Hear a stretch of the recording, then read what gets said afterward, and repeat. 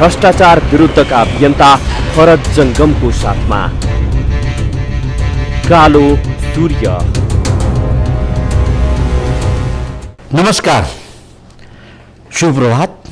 आज हामी तपाईको सामु कालो सूर्य लिएर उपस्थित भएका छौँ। बिहानको सेतो सूर्य सँगसँगै कालो सूर्यका साथ हामी छौँ। अर्थात् कालो सूर्यको अर्थात् देशमा अन्याय अत्याचार बढेको छ, भ्रष्टाचार बढेको छ र भ्रष्टाचारको न्यूनीकरण गर्नुपर्छ भन्ने मूल विषयलाई लिएर हामी तपाईँ समक्ष प्रत्येक दिन बिहान 6:30 बजे उपस्थित हुन्छौँ र प्रत्येक दिन आउँदा नयाँ विषय लिएर आउँछौँ र नयाँ सूचना दिन्छौँ र नयाँ सूचनाको आधारमा तपाईँलाई यो क्षेत्रमा सोच्न बाध्य गराउँछौँ। अर्थात् भ्रष्टाचार राखिराख्नु हुने चिज होइन र यसलाई जसरी हुन्छ निर्मूल गर्नुपर्छ वा यसलाई कन्ट्रोल गर्नुपर्छ भन्ने कुरा जनमा चाहिँ नि पुगोस् भन्ने चाहिँ हाम्रो भावना हो र यो पुगेको पनि छ र यो चर्चा परिचर्चा यथेष्ट चलेको छ। यसमा हामी आफ्नो कार्यक्रमलाई सफल भएको पनि हामीले महसुस गरेका छौँ र आज हामीले मतलब के भने यो कार्यक्रममा अनेक विषयहरू हामीले लिन्थ्यौँ, अनेक विषयहरू चाहिँ उजागर गर्थ्यौँ र त्यो विषयलाई चाहिँ मतलब के भने तपाईँहरूले टीका टिप्पणी गर्नुहुन्थ्यो र आज पनि त्यस्तै किसिमको विषय हामी लिएका छौँ र यो विषय अलिकति हिजो अस्तिको भन्दा पृथक विषय छ। अर्थात् यो विषय के हो भने यो भ्रष्टाचार जन्य कार्य यसरी मौलाउँदै गयो भने विकसित मुलुकहरू भ्रष्टाचारकै कारणले तहस नहस हुन्छन् र त्यसको मतलब के भने प्रतिक्रिया मतलब के भने तपाईँको चाहिँ जनताले भोग्नुपर्छ र त्यहाँका मतलब के भने नागरिकले मतलब के भने अहङ्कार अथवा त्यसलाई चाहिँ मतलब के सहन गर्नुपर्छ र त्यो नहोस् भन्नको लागि विश्वव्यापी रूपमा नै विश्वमा रहेका विकासशील मुलुकहरूका जनताहरूलाई राहत प्रदान गर्न र त्यस्तो किसिमको मुलुकबाट भ्रष्टाचार नियन्त्रित समाज सिर्जना गर्न अब नाराले मात्रै हुँदैन वा कुनै अनुसन्धानले मात्रै भएन र एउटा जुन किसिमबाट अहिले वर्तमान अवस्थामा चलेको चाहिँ नि तौर तरिकाले मात्रै पुगेन भनेर यसलाई हामीले अर्को एउटा विषय लिएको छौँ। त्यो के हो भने भ्रष्टाचार विषयमा अब प्राज्ञिक बहस सुरु हुनुपर्छ र यसलाई चाहिँ मतलब के भने एकाडेमिक चाहिँ मतलब के भने रूपमा नै मतलब यसलाई चाहिँ प्रस्तुत गर्नुपर्छ र यो अध्यापनको क्षेत्रमा प्रवेश गराउनुपर्छ भन्ने विषयलाई लिएर हामीले जोडदारका साथ यो विषयलाई उठाएका छौँ। अब यो पठन पाठनमा आउन सक्छ सक्दैन भन्ने एउटा प्रश्न चाहिँ मतलब के भने धेरै अगाडिदेखि मतलब के भने हामीले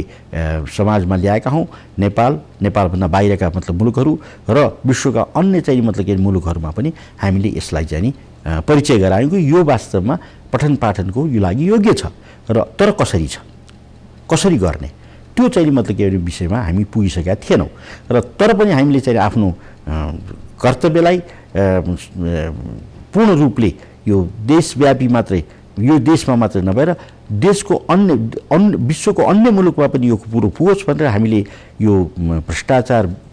विषयलाई पठन पाठनमा ल्याउनुपर्छ र यो पठन पाठनमा आउन सक्छ भन्ने विषयमा हामीले जोडदार माग गऱ्यौँ र अब यो जोडदार माग गर्ने क्रममा हामीले चाहिँ मतलब के भने यता भ्रष्टाचार विरोधी आन्दोलन आफ्नो किसिमबाट सञ्चालन गर्दै गयौँ। समाजमा मतलब के भने चेतनाको अभिवृद्धि गर्ने कार्यक्रम गऱ्यौँ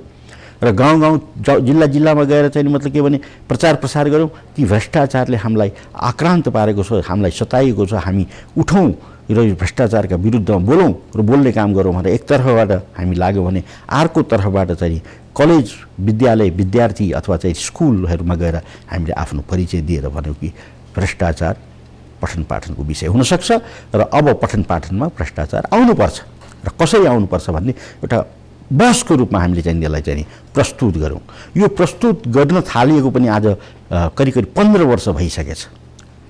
र हामीले यो कार्यक्रमलाई 2056 सालको चैत्रको 15 गते सबभन्दा पहिले पाटन बहुमुखी क्याम्पसमा प्रस्तुत गऱ्यौँ। कालो सूर्य पाटन बहुमुखी क्याम्पसमा हामीले चाहिँ प्रस्तुत गरिसकेपछि त्यहाँ चाहिँ मतलब के भने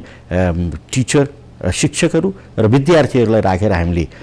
यो गऱ्यौँ कि भ्रष्टाचार विरुद्धको विषय पठन पाठनमा आउन सक्छ कि सक्दैन भन्ने विषयमा मतलब हामीले प्रस्तुत गरिसकेपछि त्यहाँ भीषण बहस चल्यो। कसैले सक्छ भने कसैले सक्दैन भने यो विषय पढाइमा आउनै सक्दैन पनि भनियो। तर मैले एउटै कुरा के भने यो विषय आउन सक्छ, हामी मात्र जागरुक हुनुपर्छ भनिसकेपछि हामीले त्यो तत्कालै के निर्णय गर्यौँ भने एमएमा पढ्ने विद्यार्थीहरू, समाजशास्त्रका, अर्थशास्त्रका, राजनीतिशास्त्रका विद्यार्थीहरूले पहिलो काम शोध गर्ने कार्य गरौँ। कमसेकम शोध भनेपछि प्राज्ञिक यसमा मतलब इन्भल्भमेन्ट भयो, अर्थात् एकाडेमिक इन्भल्भमेन्ट भयो भन्ने हिसाबबाट 56 सालमा त्यो कुरोको चाहिँ बीजारोपण गरियो काठमाडौँमा र त्यो समयदेखि सर्वप्रथम मतलब यस कार्यमा चाहिँ सहयोग गर्ने पाटन बहुमुखी क्याम्पसको समाजशास्त्र संकाय रह्यो र त्यो समाजशास्त्र संकायमा 4 जना विद्यार्थीले गर्छु यो मतलब के भने शोध कार्य गर्छु भनेर लागेका थिए। 4 जना मध्ये 1 जनाले मात्र मतलब के भने मतलब यो शोध कार्य गर्नुभयो, जसको नाम प्रकाश चन्द्र भट्टराई। आज उहाँ फिलोसफी अथवा विद्यावारिधि गरेर डाक्टर हुनुहुन्छ र यसरी चाहिँ तपाईको चाहिँ नि मतलब के भने यो यसको सुरुवात भएको, त्यसकारण यो इतिहास चाहिँ नि मैले कोट्याउन खोजेको र यसरी चाहिँ तपाईको चाहिँ नि मतलब के भने 56 सालदेखि सुरु भएपछि 23 साल चाहिँ तपाईको चाहिँ त्रिचन्द्र बहुमुखी क्याम्पसमा हामीले चाहिँ मतलब के भने यो बहसलाई चाहिँ ल्यायौँ र तत्कालीन अवस्थामा गगन थापा त्यहाँको विद्यार्थी नेता हुनुहुन्थ्यो र उहाँले पनि त्यतिखेर सहयोग हामीलाई गरेको हो र त्रिचन्द्र बहुमुखी क्याम्पसमा यो कार्यलाई साथ दिने साथीहरू धन्यवादको पात्र हुनुहुन्छ। तर हामीले दुःखको कुरा हामीले त्यहाँ चाहिँ नि मतलब के भने शोध गर्ने विद्यार्थीहरू पाएनौँ र त्यसै गरिकन हामीले अन्य कलेज विद्यार्थीहरूमा पनि विद्यार्थीहरूमा गएर हामीले विद्यार्थीको माझमा गएर हामीले यो कार्यलाई प्रस्तुत गऱ्यौँ कि यो पठन पाठनको विषय हुनसक्छ र पठन पाठनमा आउनसक्छ यो विषय भनेर हामीले जोरदारका साथ हामीले यसलाई चाहिँ बहसमा ल्यायौँ र अहिले हामीसँग यथेष्ट रूपमा एमएका विद्यार्थीहरू भ्रष्टाचार विषयमा चाहिँ तपाईँको शोध कार्य गर्दै हुनुहुन्छ र अब हामीलाई चाहिँ मतलब के भने यस विषयमा विद्यावारिधि गर्ने व्यक्तिको आवश्यकता छ र यो कार्य विद्यावारिधिको लागि पनि योग्य छ। अब यदि हामीले विद्यावारिधि गरेर यसमा 8-10 जना 15 जना चाहिँ मतलब डाक्टरहरू तयार गर्यौँ भने अनि यो विषयमा कसरी चाहिँ पठन पाठनमा जाने भन्ने विषय त्यसपछि त्यो समूहले जो विद्यावारिधि गरिसकेको समूहले एउटा आफ्नो क्षेत्रबाट विद्यावारिधि गरिसकेपछि त्यो समूहले चाहिँ एउटा करिकुलम एउटा पाठ्य सामग्री तयार गर्छन्। 5 कक्षादेखि 10 कक्षा अथवा 12 कक्षासम्म कस्तो किसिमको पाठ्य सामग्री तयार गर्ने र 12 कक्षापछि कस्तो किसिमको गर्ने र उच्च शिक्षाको लागि कस्तो किसिमको तयार गर्ने भन्ने कुरा हामी त्यतिखेर मात्र तयार गर्छौँ जतिखेर हामीसँग मतलब यथेष्ट मतलब के म्यान पावर अथवा विज्ञ समूह चाहिँ नि हुन्छन् र त्यतिखेर त्यो विज्ञ समूह हुँदा मतलब के भने समाजशास्त्रबाट चाहिँ डक्टरेट गर्ने मान्छेले समाजशास्त्रीय मतलब दृष्टिकोणबाट हेर्ने भयो, राजनीतिक शास्त्रबाट मतलब विद्यावारिधि गर्ने मान्छे राजनीतिक शास्त्रले चाहिँको दृष्टिकोणले चाहिँ मतलब के भने पठन पाठनमा कसरी ल्याउने हो, यो अहिलेको चाहिँ वर्तमान अवस्थाको राजनीतिक परिपाटी ठिक छ कि छैन, यो चाहिँ मतलब के भने बहुदलको नाउँमा चाहिँ विभिन्न दल चाहिँ गाउँ गाउँ घर घरमा चाहिँ खुलेको कुरा ठिक हो कि होइन, यसलाई कन्ट्रोल गर्ने कस्तो किसिमको मेकानिजम तयार गर्नु पर्यो,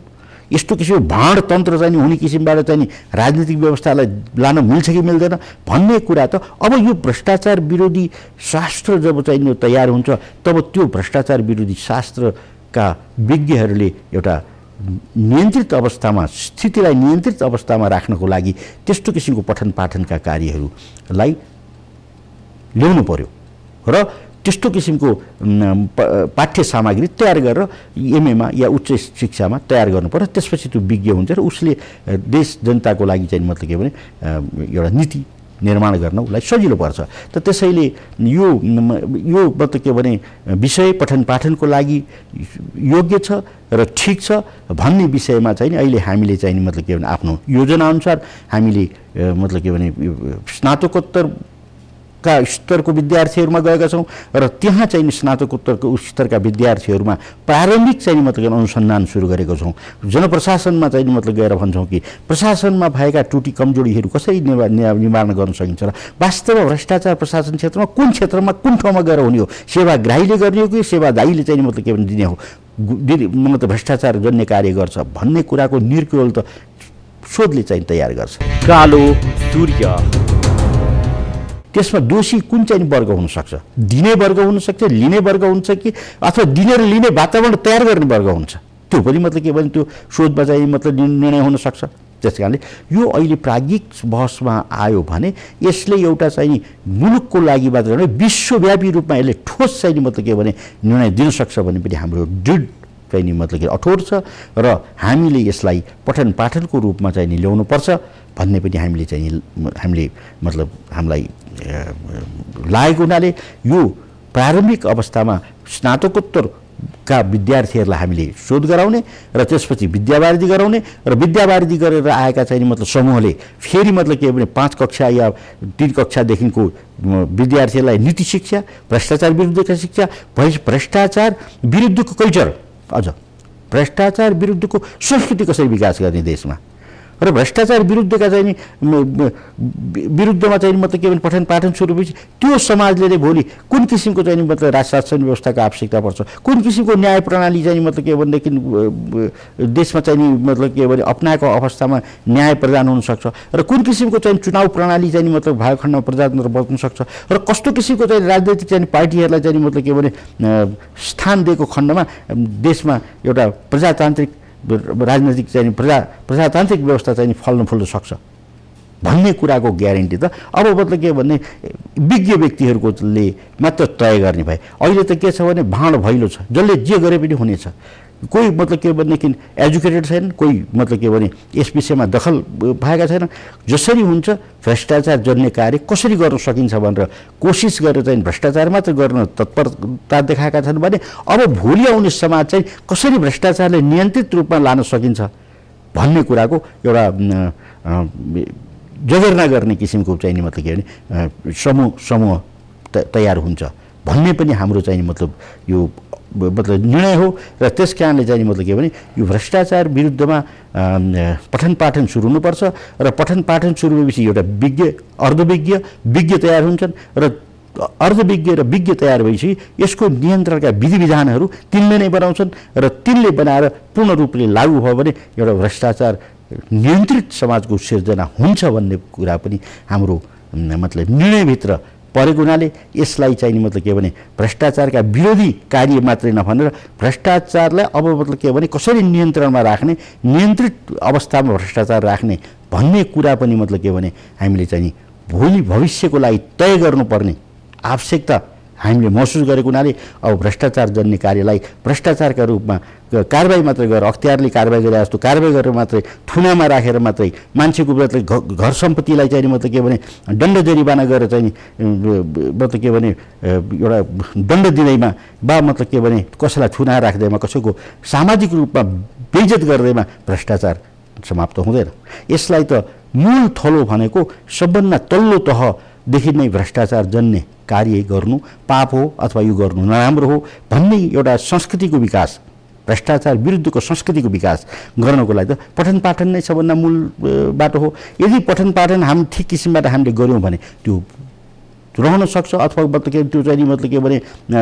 राम्रो किसिमबाट हामीले सञ्चालन गर्न सक्छौँ। अन्यथा पठन पाठन हामीले राम्रो किसिमबाट गर्न सकेनौँ भने यही किसिमको भाँड भइलो फेरि लामो समयसम्म हामीले चाहिँ लानुपर्ने पनि अवस्था सिर्जना भएको हुनाले भ्रष्टाचार विरुद्धमा पठन पाठन कार्य प्रारम्भ हुनुपर्छ र यो मतलब अत्यन्त आवश्यक छ र अहिले विश्वको चाहिँ अन्य समाजमा यो थालनी भएको छैन। तर नेपालमा चाहिँ के भने यति भ्रष्टाचार भयो कि यो भ्रष्टाचार नियन्त्रणको लागि एउटा उर्वर भूमि पनि भयो, नियन्त्रणको चाहिँ विषयमा उर्वर भूमि पनि भयो। अर्थात् भ्रष्टाचार विरुद्धमा के कसरी चाहिँ मतलब के भने नीति अख्तियार गर्दा के किसिमको चाहिँ नीति निर्माण गर्दा भ्रष्टाचार नियन्त्रित समाजको सिर्जना हुनसक्छ भन्ने कुरा पनि नेपालमै तयार भएको हुनाले यसलाई पठन पाठनमा ल्याउन सकिन्छ भन्ने कुरामा हामी प्रयत्नशील छौँ र आज समयले पनि हामीलाई बिदा दिएको छ र यति भन्दै भोलि फेरि अर्को विषय लिएर हामी तपाईँ समक्ष उपस्थित हुनेछौँ र आजको दिन तपाईँको शुभ रहोस्।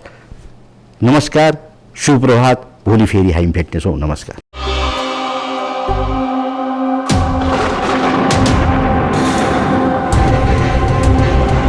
भ्रष्टाचार विरुद्धका अभियन्ता भरत जंगमको साथमा कालो सूर्य।